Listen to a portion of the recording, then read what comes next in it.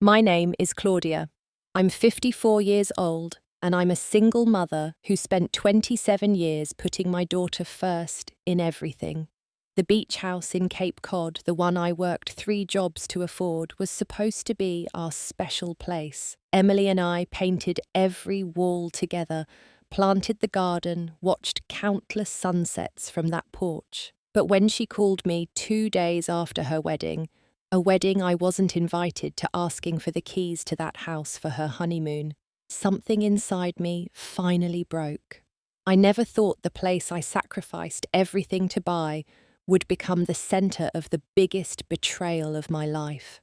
If you've ever given everything to someone you love, only to be treated like you don't matter, well, stay with me. What happened next taught me the hardest lesson about love and boundaries. Drop a like if you're ready for this story, and let me know in the comments where you're watching from, because what I did 2 days later changed everything. Let me take you back to understand how we got here. I became a single mother when Emily was 3 years old. Her father walked out one Tuesday morning, said he wasn't cut out for family life, and I never saw him again. No child support, no birthday cards, nothing. It was just me and my little girl against the world. I worked as an accountant during the day, bartended 3 nights a week, and did freelance bookkeeping on weekends. We lived in a small apartment in Queens. I'm talking really small, the kind where you could touch both walls of the hallway at the same time. We didn't take vacations. I bought clothes from thrift stores. My car was older than my career. But Emily had everything I could give her. Piano lessons every Tuesday. I'd sit in that waiting room with the other parents, most of them in designer clothes, while I wore my work blazer with the frayed cuffs. Summer camp upstate every year. I worked double shifts to afford it, a college fund that I added to every single paycheck, even when it meant eating pasta for dinner 3 nights in a row. Medical bills, school supplies, prom dress, senior trip. I paid for all of it alone. But here's the thing. I never resented it. Not once. Being Emily's mum was the greatest privilege of my life. We had our Saturday morning pancake tradition, movie nights every Friday, her choice, heart-to-heart talks at the kitchen table that lasted until midnight. We were more than mother and daughter. We were best friends, or at least I thought we were. The beach house came into my life when I turned 48. I'd been saving for 6 years. Every tax refund, every Christmas bonus, every penny I could scrape together went into that fund. I wanted a place where Emily and I could escape the city, where we could just breathe. The house I found was small, needed work, and the roof leaked in 2 places, but it had a view of the ocean that made my heart stop. I could picture Emily and me there drinking coffee on the porch, walking on the beach at sunset, finally having a space that was just ours. We spent that first summer fixing it up together. Emily was 22, fresh out of college. We painted the living room a soft blue. She picked out the colour. We planted hydrangeas in the front garden. I still remember her laughing as she got dirt all over her favourite jeans. We hung curtains, refinished the old wooden floors, turned the spare bedroom into her space with a big window overlooking the water. Every nail I hammered into those walls, every coat of paint I rolled on, I did it thinking about the memories we'd make there. This was our place, our escape, our little piece of peace in a chaotic world. Emily graduated with a marketing degree and landed a great job at a firm in Manhattan. I was so proud. She got to her own apartment, started building her career, making new friends. This was everything I'd worked for. Watching her become independent, confident, successful. This is what every mother wants, right? At first, the changes were subtle. She'd cancel our weekend plans at the last minute. Too much work, she'd say, or she'd gotten invited to some networking event. Our phone calls got shorter, less frequent. I told myself this was normal. She was building her life. She was young. This is what happens when kids grow up. We still had our moments. Holiday dinners at my place, birthday celebrations, the occasional weekend at the beach house. Things were different, but they were okay, or so I thought. Then she met Derek. Emily brought him to dinner 6 months into their relationship. Derek was 32, worked in finance, wore expensive suits, and a watch that probably cost more than my car. He was polite, well-spoken, successful, everything a mother should want for her daughter, right? But there was something about him that made me uneasy, the way he talked about lifestyle upgrades, how he casually mentioned which neighborhoods were up and coming, which restaurants you had to be seen at, which vacation spots were really worth it. Everything was about appearances, about status, about being seen with the right people. I tried to like him. I really did. Emily was happy, or at least she seemed happy, and that's what mattered. When she called me 8 months later to tell me Derek had proposed, I cried happy tears.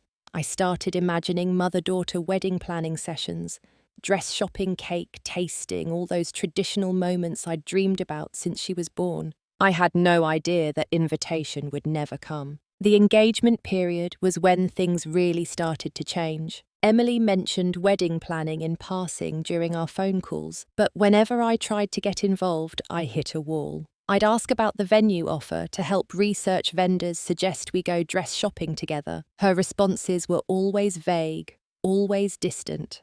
Derek's mum is helping me with that, she'd say. Or, we've got it covered, mum. Don't worry about it.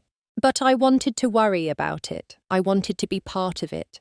This was my daughter's wedding, the daughter I'd raised alone, the daughter I'd sacrificed everything for. Wasn't I supposed to be involved? I'd call and say, "Honey, when should we look at flowers? I'd love to help with that." "It's handled," she'd reply.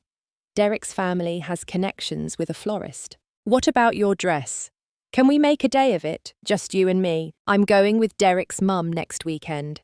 She knows this amazing boutique." Every suggestion I made was met with the same response. They had it covered. Derek's family was handling it. I wasn't needed. I tried not to take it personally. I told myself that maybe Emily wanted to do things differently, that this was her way of asserting her independence. She was an adult, making her own choices. I should respect that right, but it hurt. God, it hurt. Derek's influence became more and more obvious. Emily started talking differently about her new circle of friends, networking events, important connections. She'd always been down to earth, genuine herself. Now she sounded rehearsed, polished, like she was reciting lines from a script about the perfect life. Our weekend visits to the beach house stopped completely. "Too busy," she'd say. "Derek and I have this charity gala, or we're meeting his parents at their club." The house that we'd built together, that held all our memories, suddenly wasn't good enough anymore. I remember one conversation where Derek made a comment about my neighborhood. We were having dinner at a restaurant in Manhattan, the kind with prices that made my stomach drop. He looked at me and said, "You know, Claudia, you should really think about moving out of Queens. With Emily doing so well, it might be time to upgrade." Upgrade. Like my home, my life, the place I'd raised his fiancé wasn't good enough. I waited for Emily to say something to defend me, to tell him that where I lived was fine. She just looked uncomfortable and changed the subject. 4 months before the wedding, Emily made a rare visit to the beach house. I was so excited. I cleaned everything, bought her favourite foods, hoped maybe we could have one of our old heart-to-heart talks. The first few hours were nice. We walked on the beach, made dinner together, fell into our old rhythm. But then over dessert, she said something that made my blood run cold. "Derek says we should think about getting a place in the Hamptons." I looked at her. "What's wrong with Cape Cod?" She shrugged, not meeting my eyes. "Nothing, Mum. It's just we're moving into a different phase of life, you know. The Hamptons has better connections. More of the kind of people Derek needs to network with." I put down my fork. "So this place isn't good enough anymore." "It's not about that. It's about where we are in our lives now. Social status matters. Appearances matter. You have to think about what people think." I stared at my daughter. This person I'd raised to value kindness over status, authenticity over appearances, and I barely recognized her. "When did you start caring so much about what other people think?" I asked quietly. She got defensive. I'm just being realistic, Mum. Derek's career is important. We have to consider these things. That night, lying in bed in my beach house, I realised something had fundamentally shifted. My daughter was slipping away, and I didn't know how to get her back. The wedding planning continued without me. I wasn't asked to review the guest list. I wasn't consulted about the menu, the flowers, the music, anything. Every time I asked a question, I got the same response. We've got it handled. 3 weeks before what I thought was the wedding date, I still hadn't received an invitation. Not in the mail, not by email, not even a text with the details. Nothing. I tried calling Emily. Voicemail. I sent texts. Short replies that didn't really say anything. I mentioned the invitation. She said she'd check on it.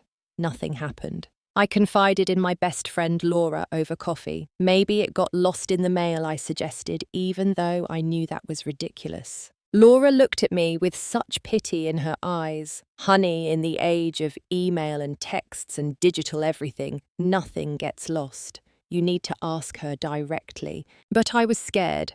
Scared of sounding pushy, scared of making things worse, scared of the answer I might get. Then I made a mistake.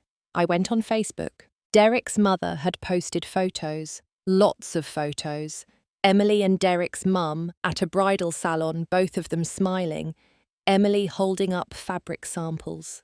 Derek's mum with her arm around Emily at what looked like a cake tasting, a picture of them at the wedding venue with the caption, "Planning the perfect day for our kids." All the things I'd dreamed of doing with my daughter, all the moments I'd imagined since she was a little girl, someone else was living them. The comments were full of congratulations.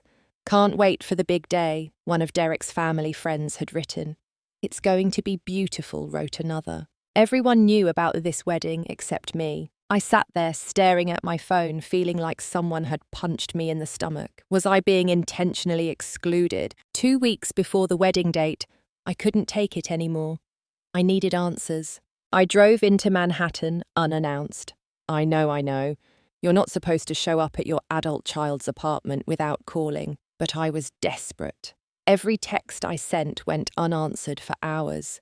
Every call went to voicemail. I needed to look my daughter in the eye and understand what was happening. Emily opened the door looking annoyed. "Mum, you can't just show up like this." I stood in the hallway of her expensive building, feeling small and out of place. I need to know what's happening with the wedding. "I haven't received an invitation." She sighed and let me in, but she didn't offer me a seat.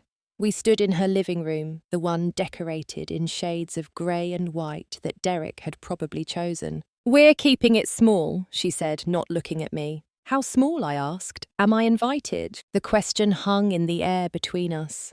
My daughter, the one I'd raised alone, the one I'd given everything for, couldn't look me in the eye. "It's complicated, Mum." "What's complicated about inviting your mother to your wedding?" Derek's family has certain expectations. There are a lot of politics involved. Guest lists, seating arrangements, it's all very political, I interrupted. "I'm your mother. What politics are involved in that?" She finally looked at me, and I saw something in her eyes I'd never seen before. Embarrassment. She was embarrassed of me. "Look, I'll figure it out, okay?" she said. I need you to understand that this isn't just about what I want. Derek's family is hosting, they're paying for everything, so they have a say in who comes." I felt something crack inside my chest. So money matters more than family. "That's not what I'm saying." "Then what are you saying, Emily?" She didn't answer. I left her apartment, feeling worse than when I'd arrived, at least before I could tell myself it was a misunderstanding. Now I knew the truth. I wasn't wanted at my own daughter's wedding. The days that followed were torture. I was in limbo, not knowing if I should buy a dress, make plans, tell people at work that I'd need time off. I couldn't bring myself to say out loud what I suspected, that my daughter was getting married without me. I'd lie awake at night, staring at the ceiling, trying to figure out where I'd gone wrong. Had I been too involved in her life, not involved enough? Had I failed to prepare her for the kind of social climbing Derek's world required? What had I done to deserve this? I kept checking my mailbox, even though I knew nothing was coming.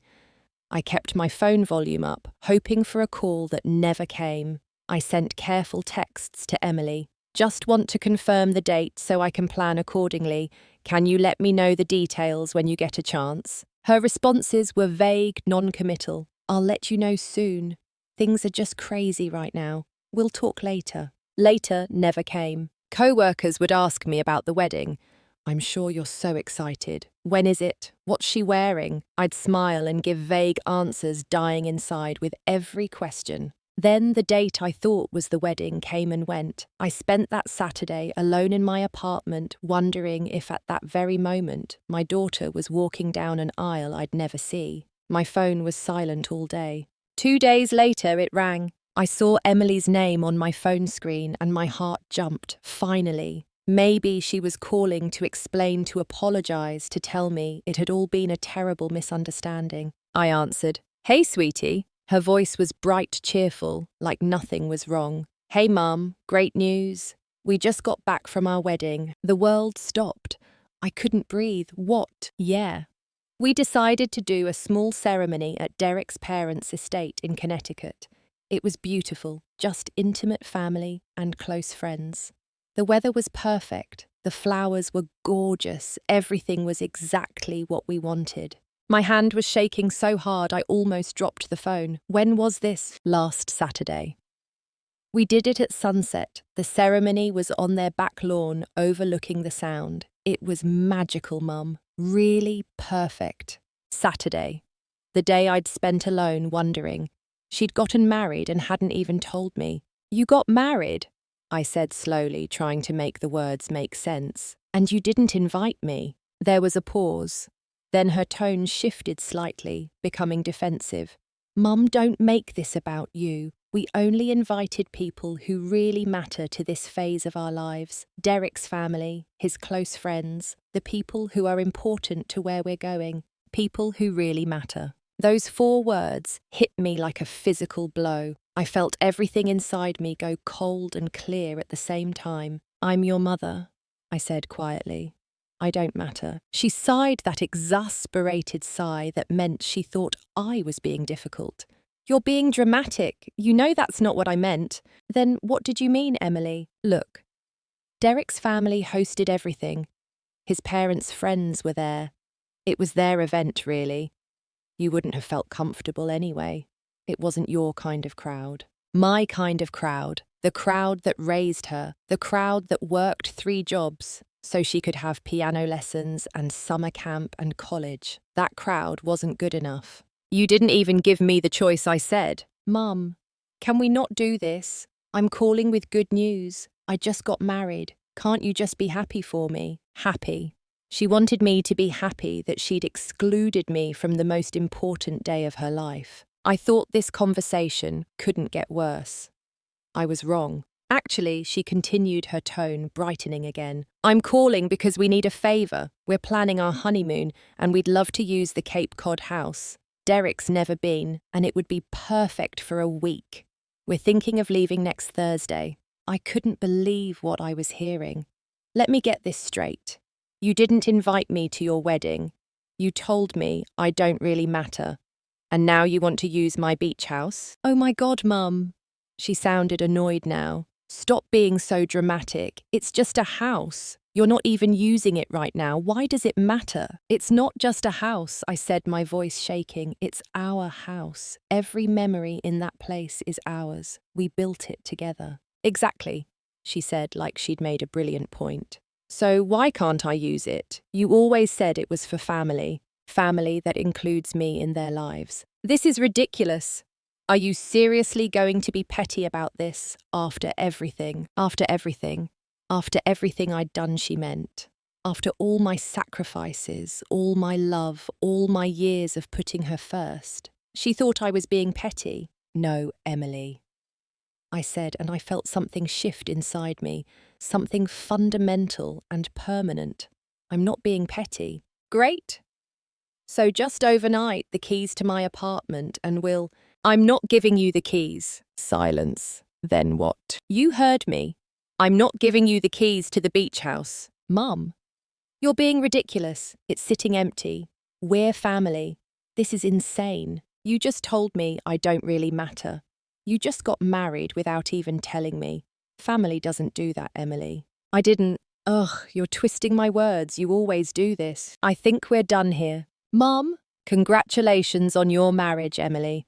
I hope you're very happy. I hung up. My hands were shaking. My whole body was shaking. I sat there in my kitchen staring at my phone, and something strange happened.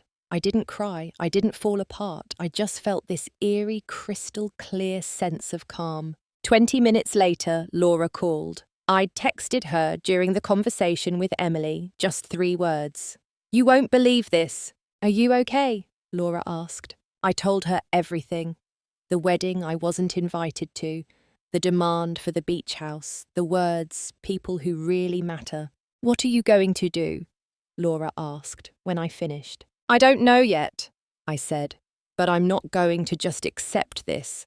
I'm not going to pretend this is okay. That night, I couldn't sleep. I lay in bed thinking about the past 27 years.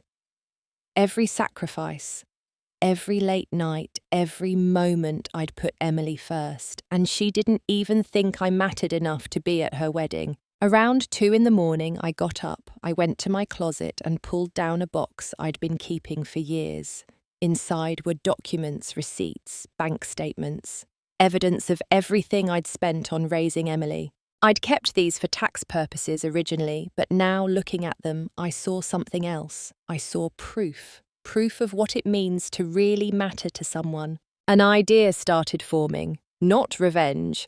I wasn't interested in revenge, but a lesson, a clear, undeniable lesson about what it means to really matter in someone's life. I sat at my kitchen table until dawn surrounded by papers, and by the time the sun came up, I knew exactly what I was going to do. I spent that entire weekend organizing documents. I wasn't sleeping much anyway. Every time I closed my eyes, I heard Emily's voice saying, "People who really matter." I created a detailed breakdown of every expense I'd incurred raising her, every single one. Childcare costs from the time her father left. I'd kept every receipt from the daycare, every payment to the babysitter who watched her when I worked nights.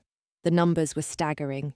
Education, preschool tuition, elementary school supplies, middle school field trips, high school textbooks, SAT prep courses, college, 4 years of tuition at a good schoolroom and board books, everything. I'd paid for all of it, every semester, every fee, every expense. Extracurriculars, piano lessons for 12 years, dance classes, summer camps, sports equipment, school clubs. Every activity she'd ever wanted to try, I'd found a way to pay for it. Healthcare, insurance premiums I'd paid alone, doctor visits, dentist appointments, braces, emergency room visits when she broke her arm falling off her bike, the surgery when she had her appendix out, every medical expense for 21 years, housing, her portion of rent and utilities from age 3 to 22. I calculated what it would have cost if I'd charged her as a roommate. 19 years worth. Food, clothing, transportation, every meal, every pair of shoes, every winter coat, every time I drove her to a friend's house, to school, to activities, the car I'd maintained primarily to transport her, and the beach house. I included the down payment, the mortgage payments, the repairs we'd made. I noted specifically that it had been purchased to create memories with Emily, our place, our dream. The total came to just under $300,000. I wasn't asking for the money back. That's not what this was about. I just wanted her to see it, to understand in concrete terms what it means when someone really matters to you. I created a professional presentation, printed it out, had it bound at an office supply store. It looked like a business report, which felt appropriate. Emily liked things professional now, right? Polished and impressive. I wrote a cover letter. I must have drafted it 20 times before I got it right. Dear Emily, since you're starting your new life with people who really matter, I thought you might like to know what it cost to raise someone who no longer considers me one of those people. This is not a bill. I don't want your money. I never did. Everything I spent gladly. Being your mother was the greatest privilege of my life. This is a mirror. I wanted you to see what it looks like when someone really matters to you. This is what sacrifice looks like. This is what love looks like. This is what showing up looks like. You got married without me. That's your choice and I have to respect it. But when you asked for my beach house, the house I bought for us, the house that represents years of my life and all our memories together, while simultaneously telling me I don't matter, you forced me to make a choice too. I choose me. I choose to matter to myself since I apparently don't matter to you. Congratulations on your marriage. I hope you build a beautiful life with Derek. I genuinely mean that. I hope you're happy. But I also hope that someday, maybe when you have children of your own, you'll understand what you've done. And I hope you'll be the kind of mother who teaches them that the people who sacrifice everything for you matter, even when they're not wealthy, even when they're not connected, even when they don't fit into your new social circle. Love always, Mum. I added a photo album. I'd spent hours putting it together. Pictures of me at my 3 jobs, exhausted but smiling because I was doing it for her. Emily's first day of school with me, kneeling beside her, both of us grinning. Piano recitals where I sat in the front row every single time. High school graduation, just the 2 of us celebrating with cheap champagne and pizza. College move-in day, my old car packed full of everything she needed. Every birthday, every achievement, every milestone. Me always there, always showing up, always proving that she mattered. I included letters she'd written me as a child. I'd saved them all. Dear Mum, you're the best mum in the world. I love you more than ice cream. When I grow up, I want to be just like you. Mother's Day cards, with crayon hearts and glitter that still sparkled. A note from her freshman year of college. Thanks for everything, Mum. I know how hard you work for me. I couldn't have done any of this without you. I'm so lucky to have you. I included copies of the beach house paperwork, the purchase agreement, the mortgage statements. I highlighted the date I'd bought it and added a note, purchase to share with Emily, our dream vacation spot, our place to make memories together. I packaged everything in an elegant gift box, the kind you'd use for a wedding present. I included one final item, a framed photo of Emily and me at the beach house, both of us laughing, covered in paint from when we'd redone the living room. We looked so happy. We were so happy. I labelled the box clearly.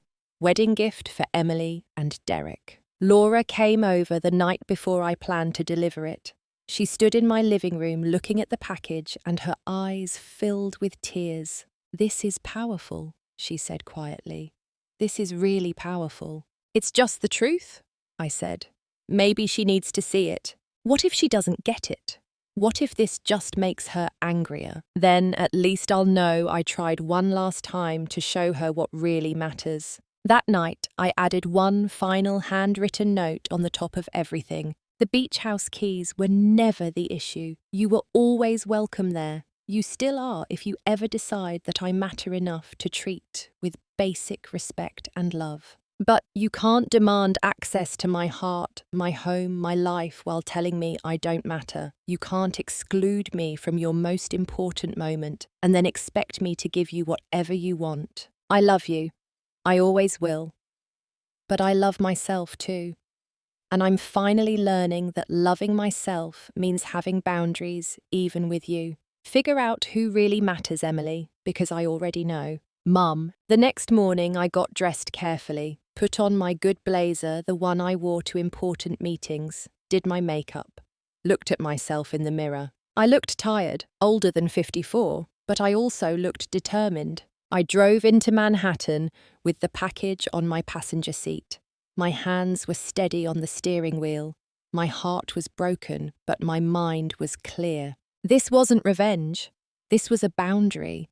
This was me finally standing up for myself. I arrived at Emily's building on a Tuesday morning. The doorman recognized me from my previous visits back when I was still welcome. Package for Ms. Emily, I said, keeping my voice steady. He smiled and nodded. I can take it up for you if you'd like. No, I said. I need to leave it at her door myself. He gave me a visitor's badge, and I took the elevator to the 14th floor. Each floor that passed felt like a year of Emily's life. 3 when her father left, 7 her first piano recital, 14 her first heartbreak, 22 college graduation, 27 her wedding I wasn't invited to. The elevator dinged, and I stepped out into the quiet, carpeted hallway. Everything here was expensive, tasteful. The kind of building I could never afford to live in, the kind of building Emily now called home. I walked to her door, apartment 1412, and knelt down. I placed the package carefully on her doormat. It sat there, wrapped elegantly, looking exactly like what it was labelled as, a wedding gift.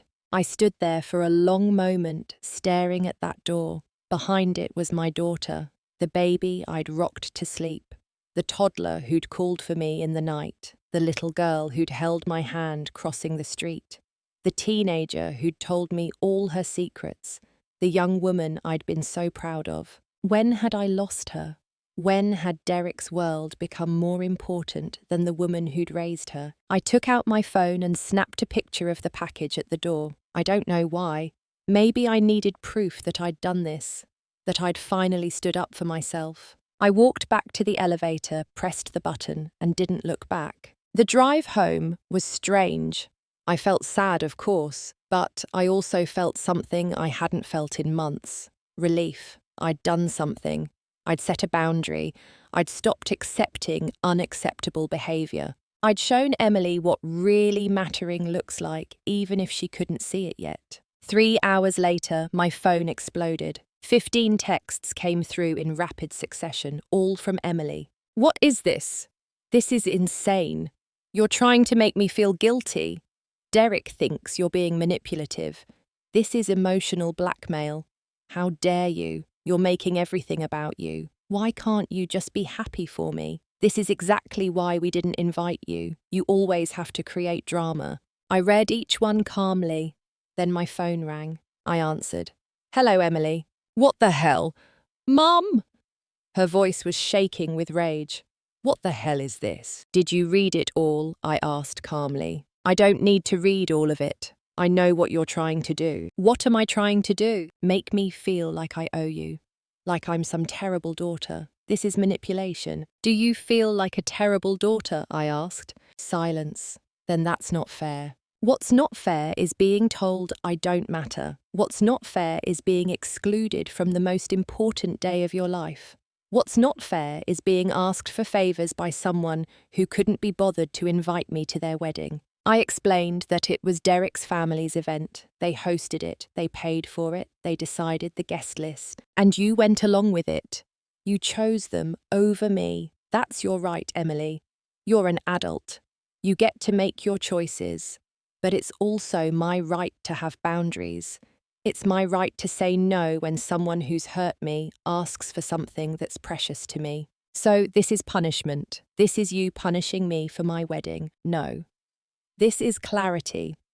I wanted you to see what really mattering looks like because I showed you for 27 years and somehow you forgot. Every number in that report, every receipt, every photo represents a time I chose you. I put you first. I sacrificed. I showed up. That's what it means when someone really matters to you. You're throwing everything you did for me in my face. I'm reminding you what love looks like when it's real and unconditional. Because right now, Emily, your love feels very conditional. It feels like I only matter when I'm useful to you. I heard fumbling, then a different voice came on the line. Derek. Claudia. His tone was sharp. This is inappropriate. It was the first time he'd ever called me by my first name. Not Mrs., not any term of respect, just Claudia. Like I was his peer, not his elder, not his mother-in-law. You're trying to manipulate Emily with guilt. This is toxic behaviour. I stayed calm. Derek, every item in that package is a fact. Facts aren't manipulation.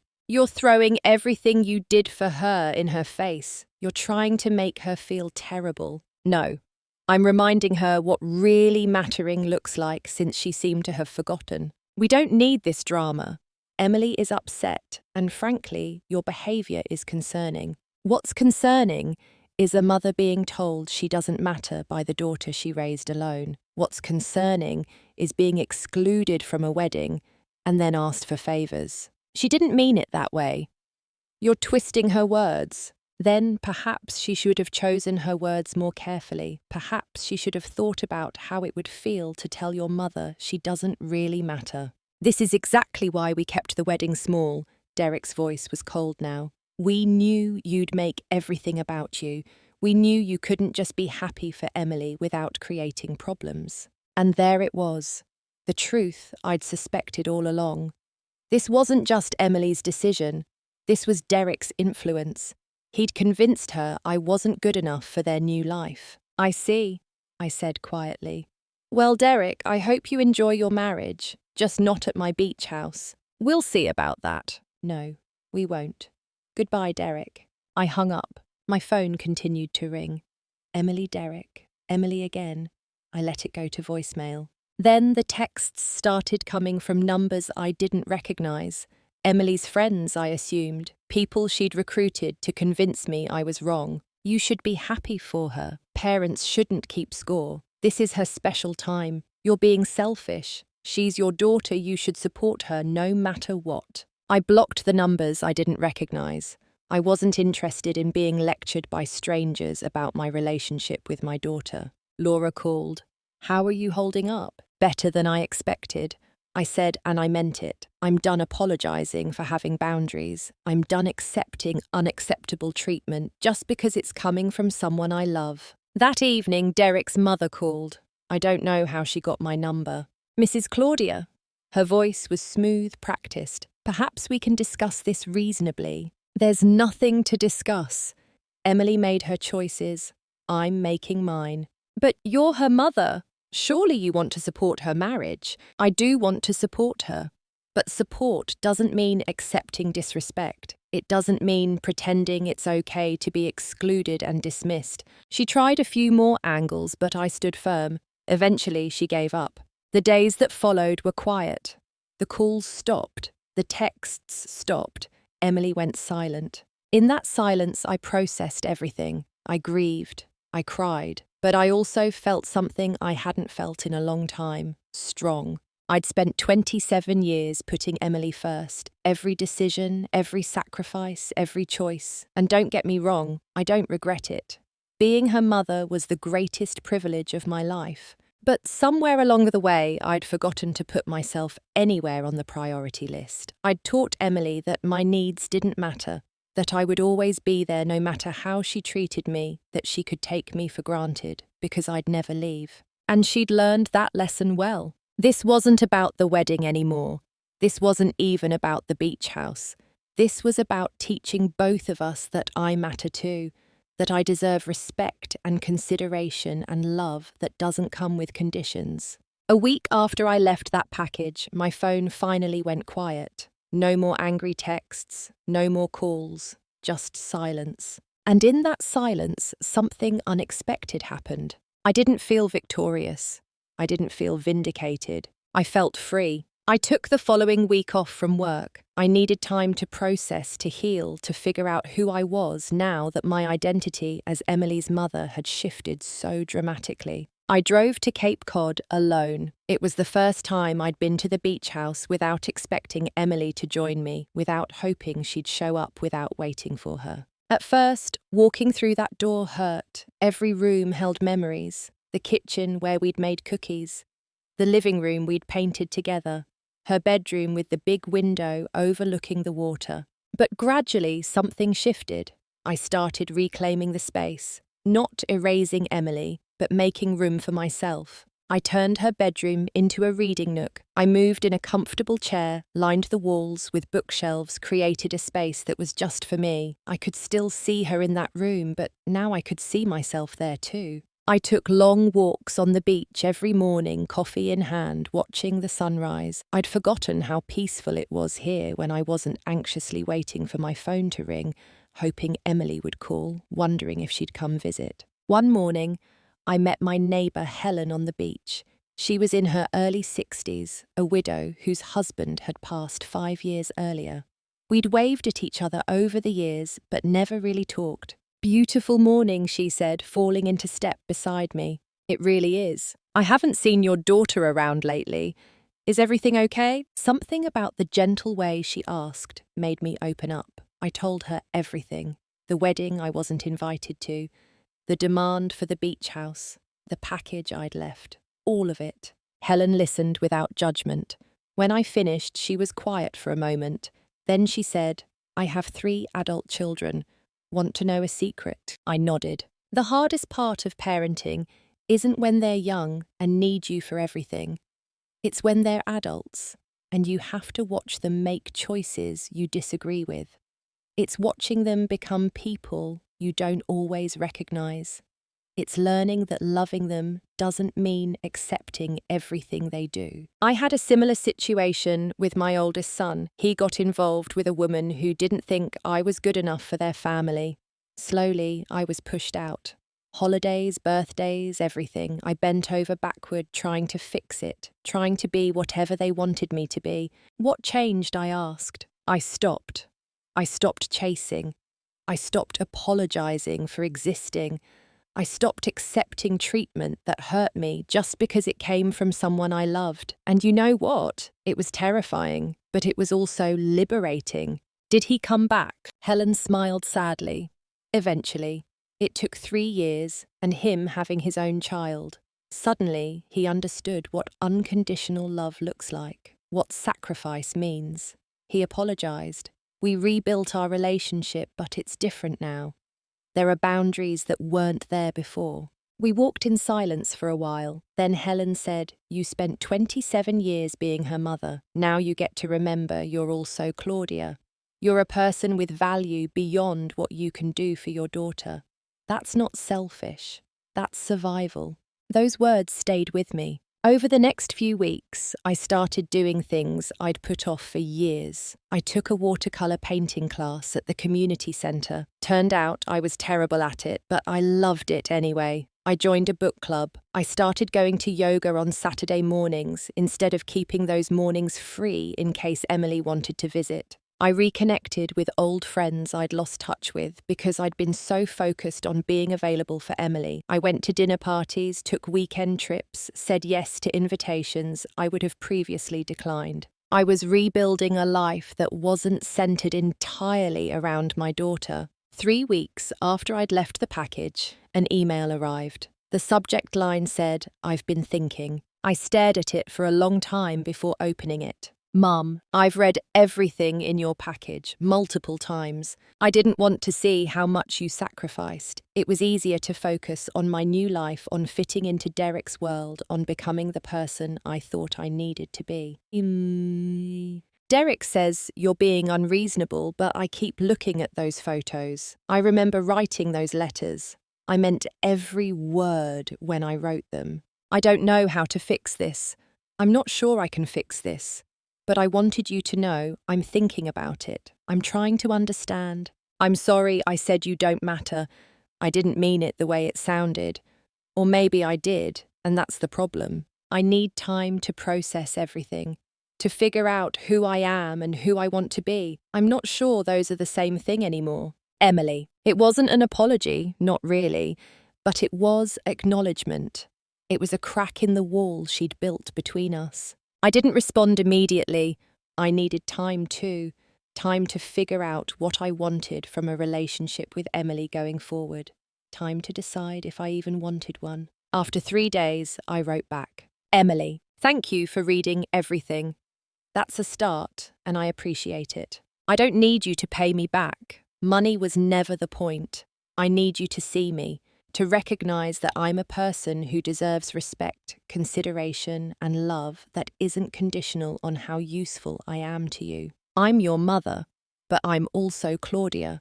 I have feelings, boundaries, and a life beyond being available whenever you need something. If you want to rebuild our relationship, it has to be real, not out of obligation, not out of guilt, real. It has to be based on mutual respect and genuine care. I'm here when you're ready for that, but I won't accept being treated like I don't matter. I won't accept being dismissed or excluded or taken for granted. I've spent too many years accepting unacceptable treatment, and I'm done. The beach house will always be special to me because of our memories there, but those memories are in the past.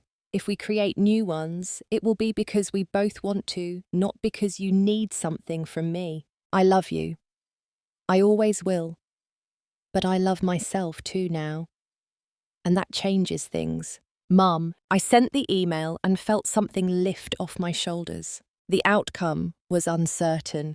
I didn't know if Emily would choose to do the work required to rebuild our relationship. I didn't know if she'd ever really understand what she'd done.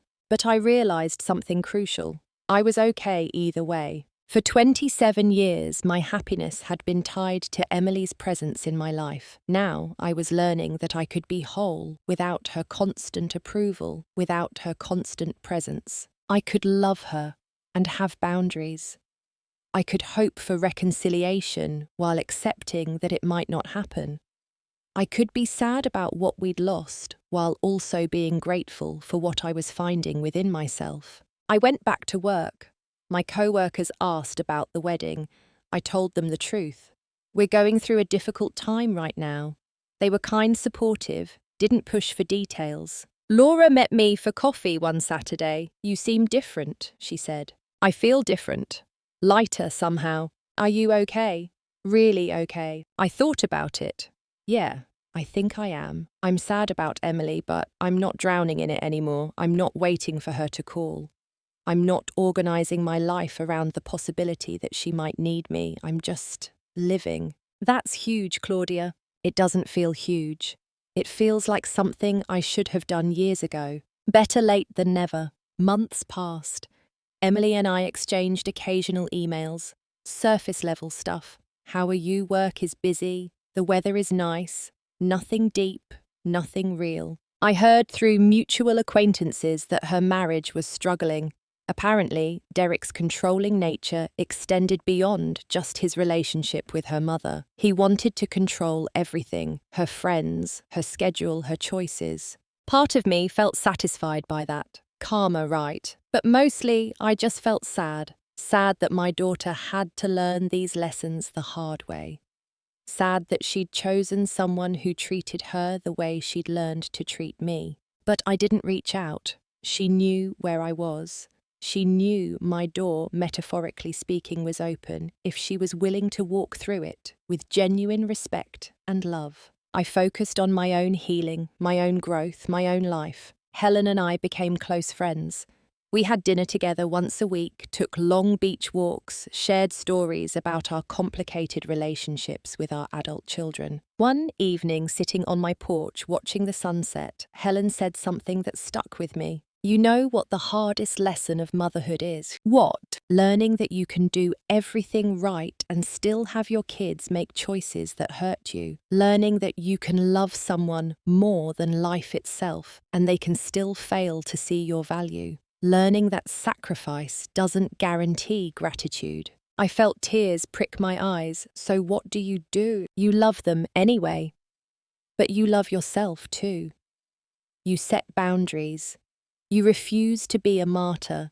You teach them by example that everyone deserves to be treated with respect and kindness, even mothers. Even mothers, I repeated softly, especially mothers. I sat there as the sun set over the ocean, thinking about everything that had happened. The wedding I wasn't invited to, the demand for my beach house, the package I'd left, the silence that followed. I thought about all the what-ifs.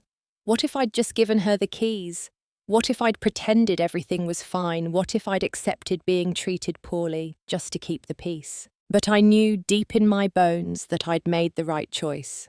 Not the easy choice, not the comfortable choice, but the right one. I'd taught Emily her whole life that she was valuable, that she mattered, that she deserved respect. Now I'd taught her that everyone deserves that, including me. Whether she learned that lesson or not was up to her. But I'd learned mine, and that I realised was enough. I still don't know if Emily will ever fully understand what she did. Maybe she will, maybe she won't. Maybe someday, when she has children of her own, she'll feel that fierce, unconditional love and realise what she threw away. Or maybe she won't. But I understand something now that I didn't before. I spent 27 years making sure Emily knew she mattered, making sure she felt loved, valued, important. I worked 3 jobs, sacrificed everything, gave her every opportunity I could afford, and many I couldn't.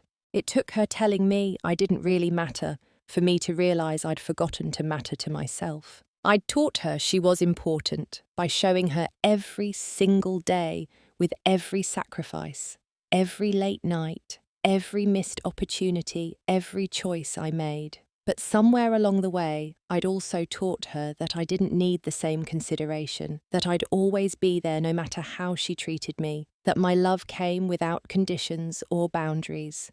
And she'd learned that lesson well, maybe too well. The beach house is still there waiting. The door is open, metaphorically speaking. If Emily ever decides she wants a real relationship with me, one built on mutual respect and genuine love, rather than obligation or need, I'm here. But I'm not holding my breath anymore. I'm not organising my life around the hope that she'll come back. I'm not waiting by the phone or checking my email obsessively or wondering if today will be the day she finally understands. I'm too busy learning how to breathe freely again, too busy remembering that I'm Claudia, not just Emily's mother, too busy building a life that has value and meaning beyond what I can do for someone else. I have my painting class on Wednesdays, even though I'm still terrible at watercolours. I have book club on the first Thursday of every month. I have coffee with Helen every Saturday morning, followed by our beach walk. I have dinner with Laura every other week. I have a life. And you know what? It's a good life. Not the life I imagined when Emily was born and I pictured us being close forever. Not the life I dreamed of when I bought the beach house thinking it would be our special place for decades to come. But it's mine, and that's enough. If there's one thing I want you to take from my story, it's this. Love fiercely. Give generously. Be the person who shows up, who sacrifices, who puts the people you love first when it matters. But never, ever let anyone convince you that your worth is measured by how much you're willing to erase yourself. Never let anyone teach you that love means accepting disrespect. Never let anyone make you believe that setting boundaries is the same as not loving them. You can love someone with your whole heart and still say no. You can be devoted to someone and still have limits. You can be a good mother, a good friend, a good person, and still choose yourself sometimes. You matter. Your feelings matter. Your boundaries matter. Even when the people you love most forget to see it.